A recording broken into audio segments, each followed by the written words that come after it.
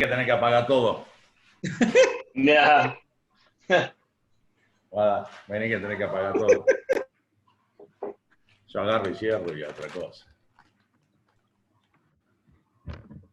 Bueno, ahí compartí la pantalla. Vamos a continuar.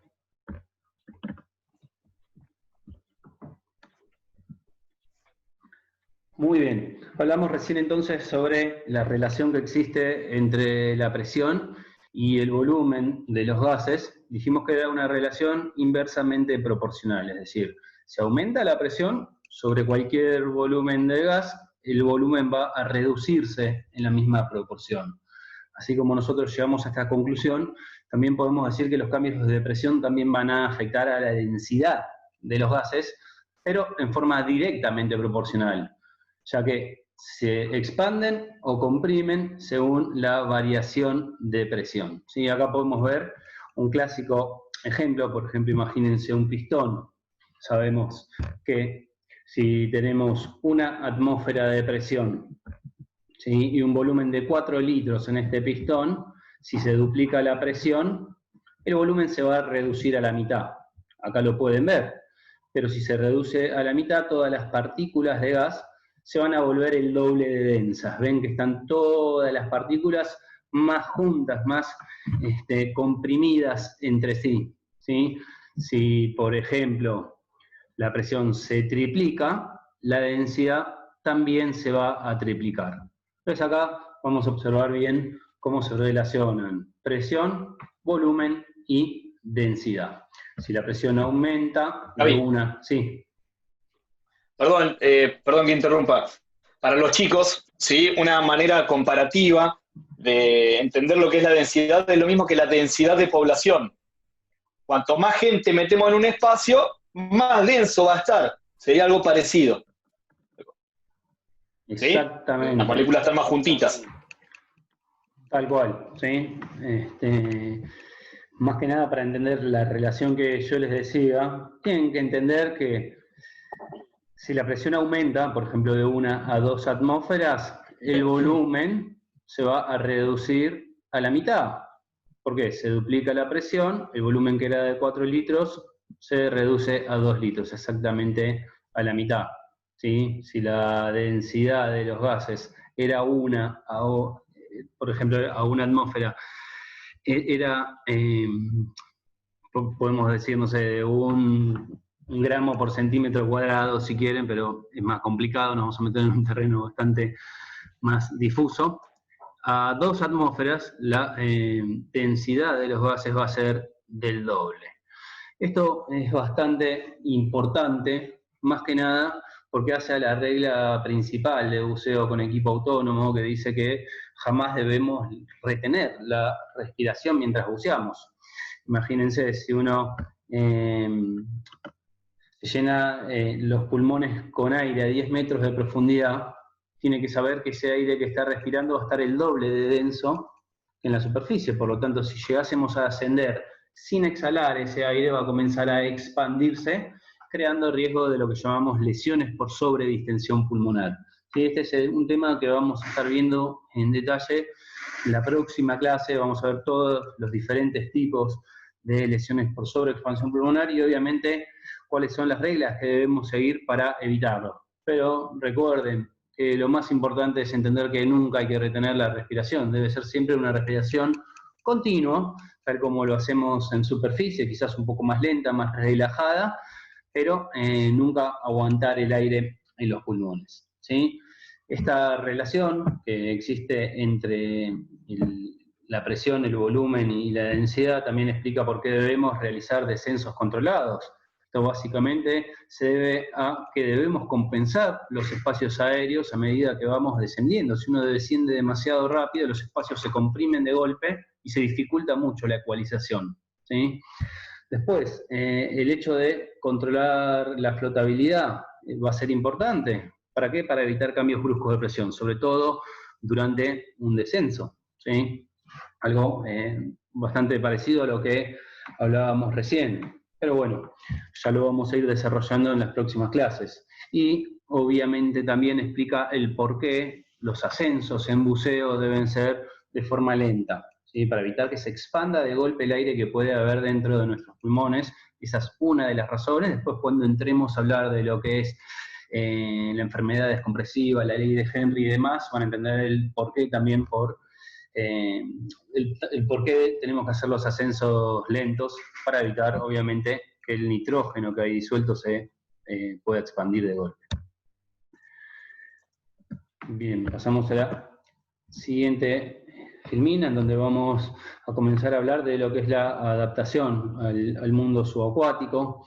Básicamente, por ser el agua un medio mucho más denso que el aire, vamos a encontrar ciertas diferencias al sumergirnos, ¿sí? Básicamente lo vamos a poder percibir a través de la visión, de la audición, de los movimientos que queramos hacer dentro del agua y a través de la pérdida de calor corporal, ¿sí?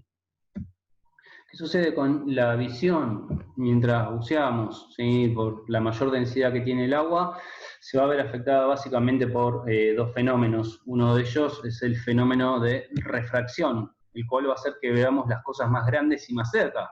Para ser más exactos, vamos a ver todo un 33% más grande y un 25% más cerca. Por ahí les sucedió las primeras clases de buceo que hicieron, que notan por ahí que la pared de la pileta se les acerca, estiran el brazo y no llegan a tocarla, o sea, justamente por este fenómeno de refracción. Esto se va a deber más que nada a que la luz va a venir viajando por el agua, pero al ingresar a lo que es el espacio interior de la máscara va a cambiar de medio, ¿sí? A un medio con diferente densidad. Eso va a hacer que la luz cambie su velocidad y su trayectoria. Justamente eso es lo que nos hace percibir las cosas más grandes y más cerca. En realidad, cuando buceamos se produce una doble refracción. Por un lado, la luz viene viajando por el aire, la luz solar, ingresa en el agua, y luego se produce otra vez la refracción cuando la luz que viaja por el agua ingresa nuevamente, o ingresa, mejor dicho, a el espacio interior de nuestra máscara de buceo. Bueno, acá pueden... Gaby. Sí. Perdón, para los chicos que están ahí, pueden hacer un experimento, llenar un vaso de agua por la mitad y sumergir una cuchara, y ahí van a entender cuál es este fenómeno óptico que se produce. Exactamente, tal cual. Ese es el ejemplo clásico que damos y uno lo puede percibir fácilmente. Si van a ver que la parte por debajo del agua se va a notar un poco más grande que la que va por afuera. ¿Sí? Algo similar a lo que vemos en este dibujito. Si hay un cubo flotando en superficie y ponemos la mitad de nuestro visor en la superficie del agua, la parte de afuera se ve más chiquita y la que hay debajo se ve más grande y más cerca. Por otra parte, tenemos que entender también que se produce el fenómeno de absorción, ¿sí? con la visión. A pesar del estado líquido que tiene el agua, también actúa como cualquier objeto, absorbiendo parte de la luz que llega, ¿sí? A mayor profundidad, obviamente va a haber más absorción de luz también. Más que nada, nuestro ojo lo va a terminar percibiendo por la modificación o pérdida de colores debajo del agua mientras buceamos, ¿sí? Esto es algo bastante importante de tener en cuenta para los que les gusta la fotografía, el video subacuático. Si uno no cuenta con los filtros adecuados, va a ver cómo se distorsionan totalmente los colores y va a perder bastante atractivo la imagen, ¿sí? Primero se absorben las frecuencias de colores más bajas, ¿sí? El rojo y el naranja, como lo ven acá en el dibujo, ya a los 10 metros de profundidad aproximadamente se empiezan a ir perdiendo, ¿sí? A mayor profundidad se van perdiendo las frecuencias más altas, siendo el azul y el violeta los últimos en ser absorbidos, ¿sí? Por ejemplo, ya a los 18 metros comenzamos a perder el amarillo, cerca de los 30 metros perdemos los verdes, y cerca de los 45 metros de profundidad ya se empiezan a perder los azules también, con lo cual se torna todo de un color más grisáceo, ¿sí? Y el violeta es el último color en ir perdiéndose, ¿sí? Esto lo pueden experimentar en cualquier buceo cuando ven las fotos después de haber hecho la inmersión. Si no se usaron filtros, van a ver que por lo general se torna todo de un azul grisáceo, ¿sí? Después pueden aplicar algún filtro digital que le devuelve un poco el atractivo o los colores reales que pudieron observar durante el buceo. Otros fenómenos a destacar que también van a afectar a la visión abajo del agua son la difusión, que va a ser generada básicamente por las partículas en suspensión. Pueden ser diferentes tipos de partículas, se puede dar por sedimento, por nutrientes, por microorganismos. Esto a veces genera un fenómeno llamado visión reversa, que hace que veamos la partícula en primer plano y todo lo que está de fondo parece o lo percibimos más alejado. ¿Por qué? Porque justamente tenemos todas las partículas que las vemos en primer plano. Por otra parte, también se da la reflexión cuando buceamos, básicamente por el rebote de los rayos solares sobre la superficie del agua. Esto también va a generar que menor cantidad de luz pueda penetrar dentro del medio y obviamente también va a incidir en lo que hablábamos recién de los colores y demás. Gaby. Sí, George.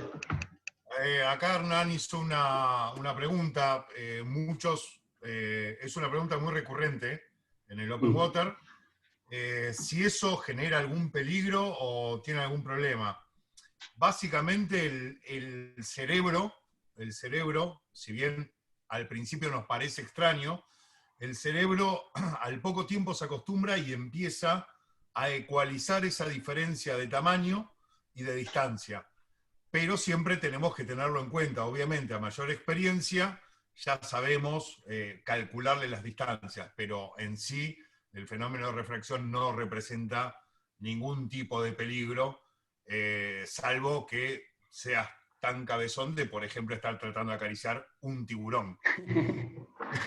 O sea, el peligro no sería el fenómeno de refracción, sino, sinceramente, el uso. Así que no tenemos problemas con la física hasta acá. Totalmente. Sí, yo tengo una aclaración. ¿Puedo, Gaby? Perdón, Sí. ya que estamos... ¿Cómo no? El tema de la reflexión, chicos, a veces pasa que muchas veces afuera hay sol, está lindo, ponele tipo 6 de la tarde, todavía hay un montón de sol y uno se mete debajo del agua y está oscuro. Muchas veces ocurre de que al no haber viento, la superficie del mar está planchada y todos los rayos, o la mayoría de los rayos, rebotan y no inciden en la superficie. Ahora, cuando hay una pequeña olita, ¿sí?, el rayo que pega de manera perpendicular genera una luminosidad en el fondo y por más que sea el mismo lugar y a la misma hora, a veces tenemos mayor luminosidad o menor luminosidad. Todo esto va de la mano de lo que es la planificación, que lo vamos a ver más adelante. Tal cual, tal cual. Eso también es verdad lo que dice Diego. Si bien los rayos de sol que ingresan en el agua no lo hacen exactamente en el mismo ángulo en el cual pega el sol, porque se produce la refracción, como hablábamos antes, también la reflexión va a modificar la cantidad de luz que ingresa. Por eso es muy importante elegir el momento adecuado del día para tener un buceo mucho más atractivo. Lo vamos a ir viendo ahora cuando hablemos más adelante de planificación. Vamos a ver ahora un poco de lo que sucede con la audición debajo del agua. Se sabe que en el agua los sonidos van a viajar alrededor de 4 veces más rápido que en la superficie.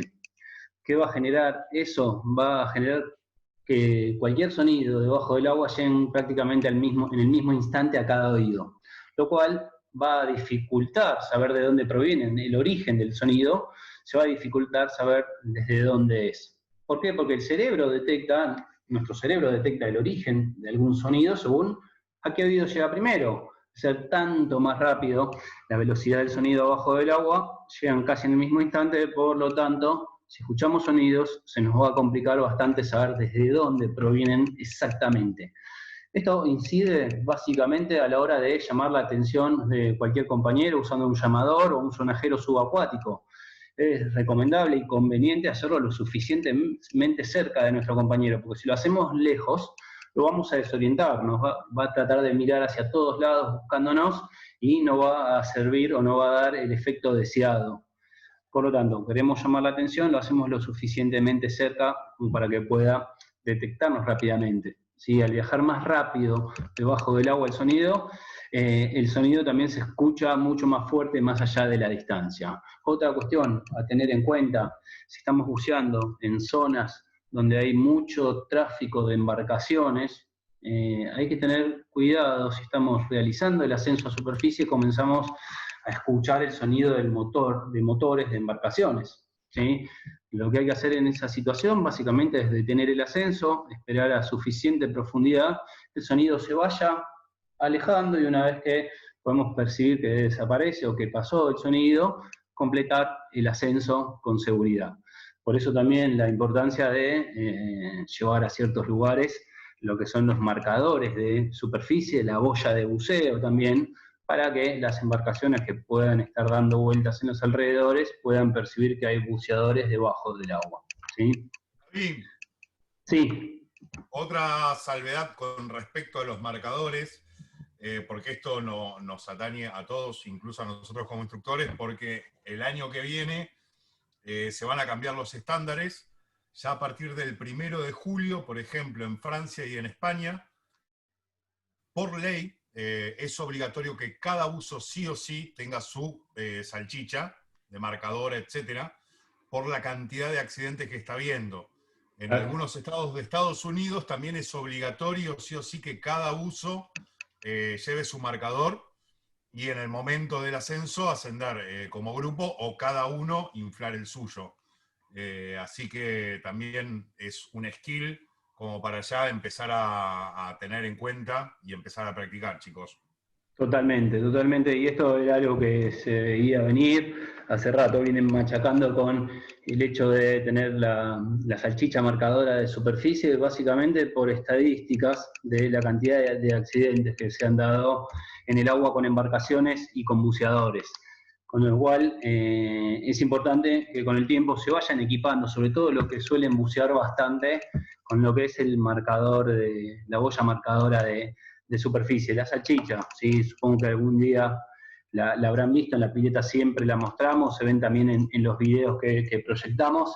No sé quién me contaba, creo que Nico, cuando estuvo buceando en México, que es notable la cantidad de accidentes y de tráfico de embarcaciones que hay, ¿sí? Con lo cual cobra cada vez más importancia contar con este tipo de equipos para prevenir estos accidentes. Bien. Vamos a ver un poquito cómo tenemos que movernos debajo del agua. Sabemos que los movimientos son mucho más restringidos en el agua que fuera del agua, porque vamos a estar sujetos a un medio con mayor densidad. ¿Sí? Todos recordarán cuando eran chicos, o algunos también de grandes, qué sucede cuando queremos entrar corriendo al agua en la playa. ¿Qué pasa? Damos 2 o 3 pasos, nos tropezamos y caemos de cara contra el agua. A la hora de bucear es importantísimo tratar de adoptar el mejor perfil hidrodinámico. De esta manera reducimos la resistencia que va a generar el agua. Si la aptitud física de la persona lo permite, esto va a ser siempre en posición horizontal, tratando de hacer los movimientos lo más lentos y controlados posibles, ¿sí? Muchas veces notamos que los buceadores o algunos alumnos, sobre todo durante sus primeras inmersiones, por instinto tienden a estar moviéndose continuamente o adoptar una posición vertical, braceando y pateando continuamente. Los movimientos mientras buceamos tienen que ser lo más deliberados posibles, es decir, pausados y simplemente mover nuestras aletas para desplazarnos y de esta manera reducir la resistencia que genera el agua. ¿Qué pasa? Si yo intento desplazarme también con los brazos o ir remando con los brazos, estoy generando mayor superficie de choque o de rozamiento con el agua, lo cual se traduce en un mayor esfuerzo y después también impacta a lo que es el consumo de aire. Más que nada esto, ¿sí? Tener un buen perfil, controlar los movimientos, va a ayudarnos muchísimo a que nuestro consumo de aire sea menor, ¿sí? Por otra parte, va a ser muy importante, y esto que nosotros lo vemos más que nada cuando damos los cursos de flotabilidad y demás, ajustar adecuadamente la cantidad y la posición del lastre. ¿Qué pasa? Si yo me pongo muchísimo lastre en el cinturón, de repente se me empiezan a hundir los pies, como yo les decía anteriormente. Va a ser prácticamente imposible que logre tener una postura completamente horizontal. Entonces, si contamos con un chaleco que permite incorporar el lastre, se puede ir repartiendo para que no genere este tipo de problemas. Si yo me sobrelastro, por otra parte, voy a tener que inflar bastante mi BCD, mi chaleco, Si inflo mucho el chaleco, el volumen de aire dentro del chaleco compensador en la vejiga va a ser mayor, con lo cual para desplazarme voy a estar desplazando también mayor cantidad de agua. También se traduce en un mayor esfuerzo. Por otra parte, está bueno aclarar, existen lo que son los arneses de buceo técnico, el backtail, que permite lograr una posición horizontal de manera mucho más sencilla, ¿sí? Así que bueno, esto si les llega a interesar, se ve con mucho detalle en el curso de especialidad de control perfecto de flotabilidad. Un curso bastante recomendable que está bueno hacerlo cuando podamos retomar las prácticas en pileta. Cambiamos de tema ahora, vamos a ver qué sucede con la pérdida de calor corporal, que es un tema muy importante a tener en cuenta porque hace a nuestra seguridad mientras buceamos. ¿Sí? Se sabe que bajo el agua la pérdida de calor corporal va a ser 20 veces más rápida que en superficie. Por lo tanto, siempre debemos elegir una protección térmica adecuada al sitio de buceo y a la temperatura del agua a donde vayamos a bucear, ¿sí?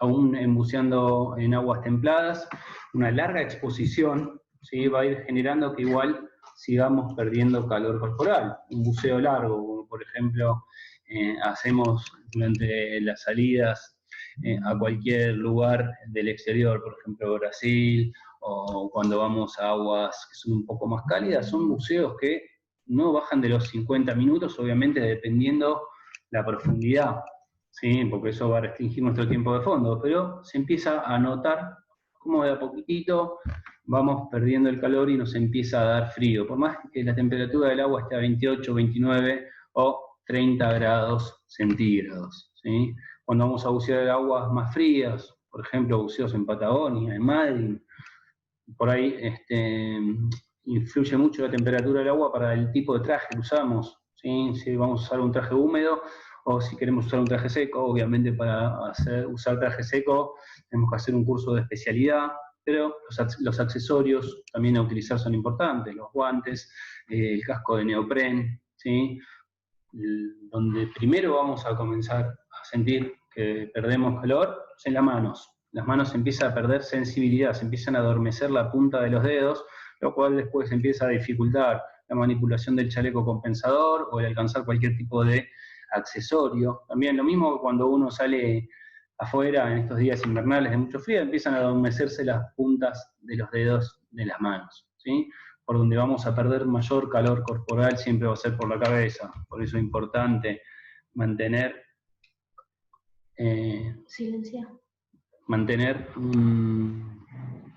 una protección térmica adecuada, ¿sí? Si vamos a bucear en aguas muy frías sobre todo. Recuerden la regla con respecto a esta cuestión, ¿sí? Si comenzamos a temblar o a tiritar, debemos finalizar la inmersión, ¿sí? Porque esto ya significa un principio de hipotermia, por así decirlo, con lo cual, si nosotros no terminamos la inmersión, eso va a ir avanzando, generando problemas y riesgos aún mayores. Bien, continúo con la presentación.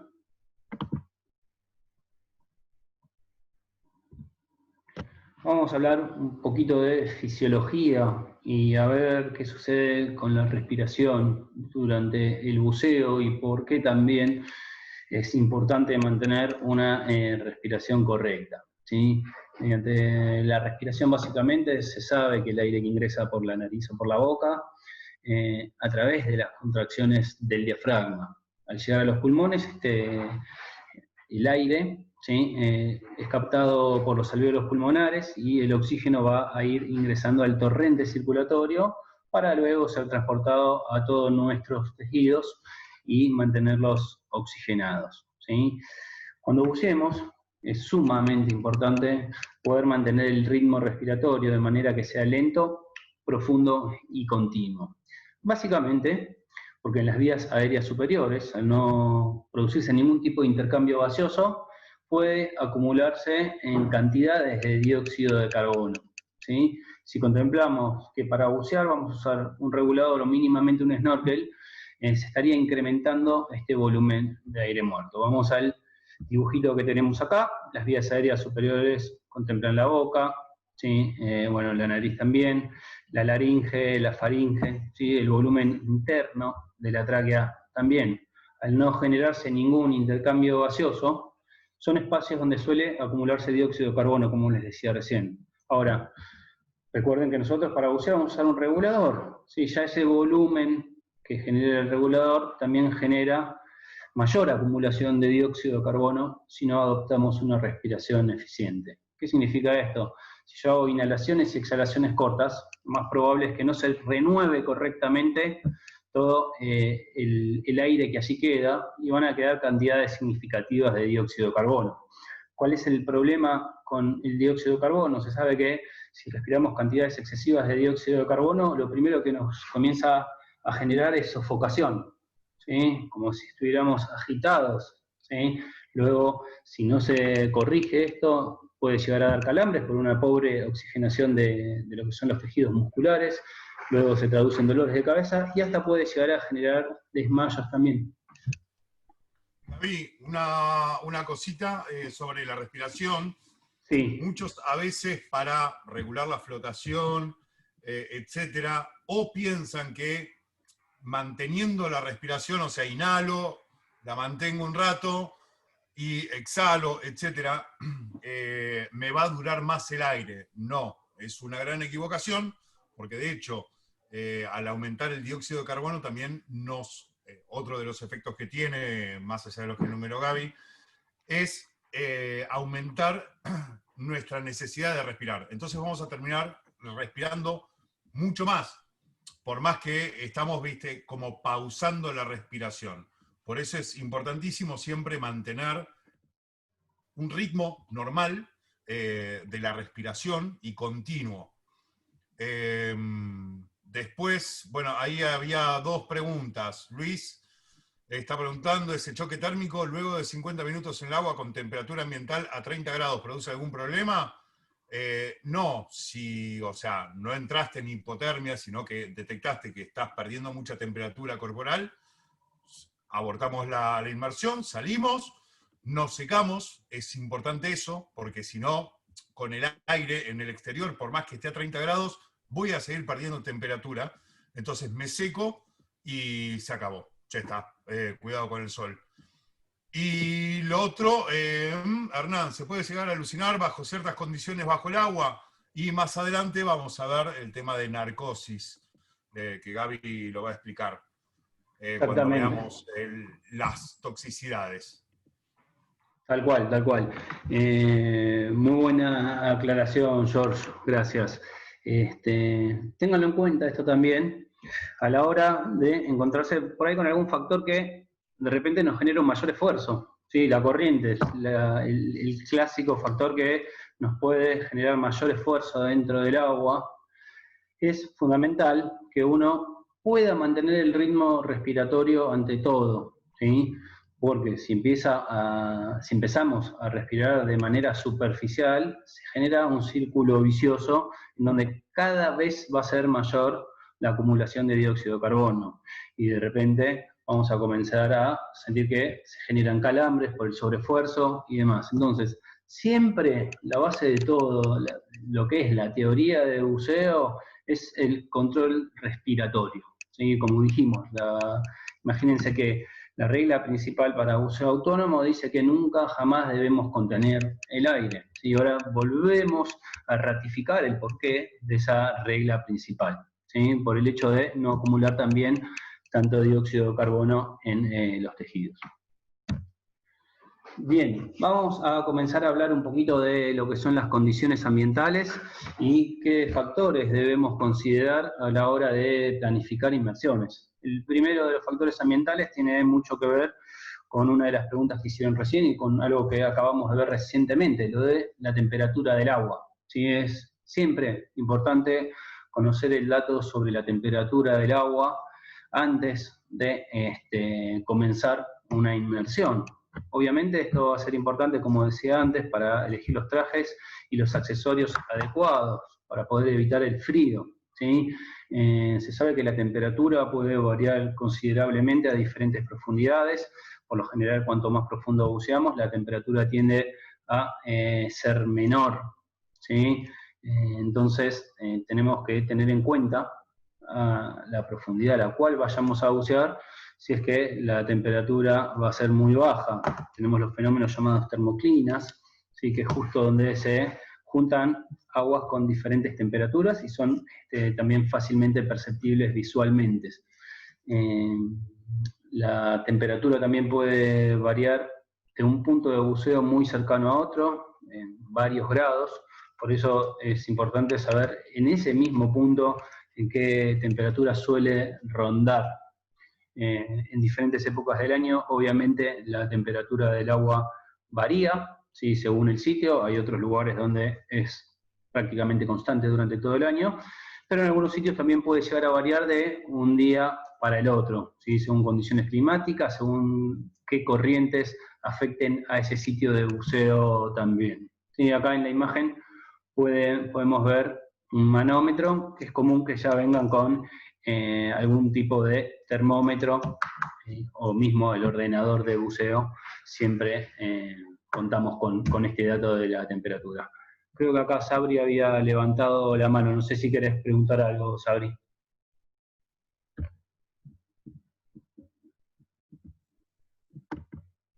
A ver. Sabri. Gaby. No, Gaby, perdón, me equivoqué. Perfecto. Gaby, acá tengo un par de consultas. Estaba escribiendo, pero es más fácil contestarla por acá si la escuchan todas. Sí, bueno, uno de los chicos pregunta si se puede vomitar debajo del agua.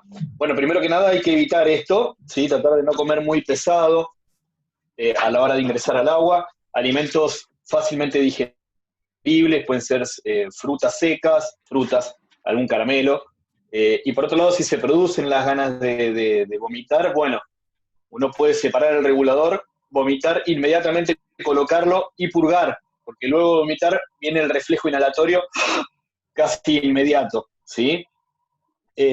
Así que bueno, esa sería la idea. Tratemos de no vomitar, si bien se puede escupir dentro del regulador o largar agua, vamos a tratar de evitar vomitar con el regulador puesto para que no se trabe ninguna válvula, ¿sí? Ni la que entrega aire, ni la válvula de escape del aire ya utilizado. Exactamente, tal cual es como después, Sí, perdón, Diego, te interrumpí. Sí, acá hay otra pregunta. ¿Cómo hago para controlar el consumo de aire? Me pregunta el amigo Corcho. Bueno, primero que nada, hay un montón de factores. Uno de ellos es estar entrenado. Al igual que cuando uno sale a trotar, nuestra ventilación va a aumentar. La ventilación es la cantidad de aire que uno necesita, ¿sí? Cuando uno está en reposo, ventila de una manera. Cuando uno corre o trota, ventila con mayor frecuencia o mayor cantidad. ¿Cuál es la idea? Si uno trota sin estar entrenado, lógicamente se va a agitar más rápido, se va a agitar mucho más y va a consumir mucho más cantidad de aire. Lo mismo pasa a la hora de bucear. Eso por un lado, mantenerse entrenado. Por otro lado, un buen control de flotabilidad, como habló Gaby, evita que uno genere sobreesfuerzos, ¿sí? Al no estar aleteando para abajo, si uno está negativo, o a evitar aletear hacia arriba cuando uno está negativo, o hacia abajo cuando uno está demasiado positivo. Y mantener también un buen perfil. Esto quiere decir que uno no va a resistirse al moverse en el agua. Si uno tiene una posición inclinada, va a tener un arrastre mucho mayor. Esos son uno de los factores que va a hacer que uno consuma mucho menos aire, ¿sí? Que nos dure mucho más el buceo. Los que bucean conmigo... Una salvedad sobre eso que, bueno, tanto al Corcho como a mí nos atañe, y yo creo que al resto, ahora en cuarentena, la panza. La panza es impresionante y los hombres por ahí consumimos más por el tipo de panza que tenemos, porque obviamente, ¿qué es lo que sucede? Si se acuerdan del gráfico donde estaba la caja pulmonar, el músculo del diafragma, etcétera, que Gaby había mostrado, debajo que tenemos todas las tripas. Los hombres generamos más panza normalmente. Entonces, ¿qué sucede? Una variación de 5 kilos nos está cortando aproximadamente un 10% de capacidad pulmonar. ¿Por qué? Porque justamente lo que estamos haciendo es presionar sobre los pulmones. Entonces, fuera de broma, es impresionante. Yo que soy de subir y de bajar de peso muy, muy abruptamente, las diferencias de 5 o 10 kilos, pero me dan 15 minutos de aire de diferencia en el mismo tipo de buceo. Sumado, obviamente, a todo lo que explicaba Diego. Otra cosita que me faltó también es el movimiento, ¿no? Tratar de no agitarse, no hacer movimientos abruptos y hacer una buena patada, ¿sí? Perdón, Gaby, no sé. ¿Qué es el...? Ahí está. Silencio, Lu, porque se cansó de escuchar. Sí. 2 minutos quedan. Sí, Sí. voy a reforzar un poco esto que dijeron tanto Diego como Jorge. Son todas cuestiones que van a afectar muchísimo a nuestra capacidad para poder disfrutar del buceo. Sí, imagínense que si uno se mantiene en buenas condiciones físicas o de entrenamiento, o de repente viene cada tanto a la pileta, bueno, ahora no, cuando se pueda, a practicar habilidades, se va a desempeñar también muchísimo mejor dentro del agua que si estamos mucho tiempo sin practicar o sin hacer ejercicio. Todo esto que estuvieron mencionando recién, igual lo vamos a hablar con lujo de detalle la próxima clase. Vamos a estar viendo el control de las vías aéreas, vamos a hablar también de por qué debemos mantenernos en forma saludable mientras buceamos, vamos a hablar de algunos riesgos, lesiones y enfermedades y cómo contrarrestarlas y evitarlas también, siguiendo siempre las reglas de buceo seguro. Bueno, nos queda muy poquito tiempo de esta reunión, la voy a cerrar y ya vamos a ir terminando con un par de temitas más que nos quedan pendientes la clase de hoy. Así que salimos y nos volvemos a conectar por el mismo enlace, perdón.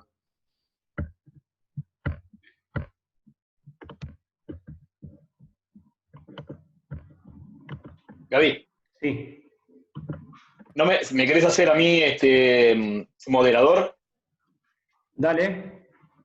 Ahí la abro y te lo hago. Dale, así apago el metrónomo ese que hay tic, tic, tic, tic, tic, que creo que... Yo no lo escucho, por suerte, pero no sé, acá Lu me estaba avisando. Entonces sos vos, gordo.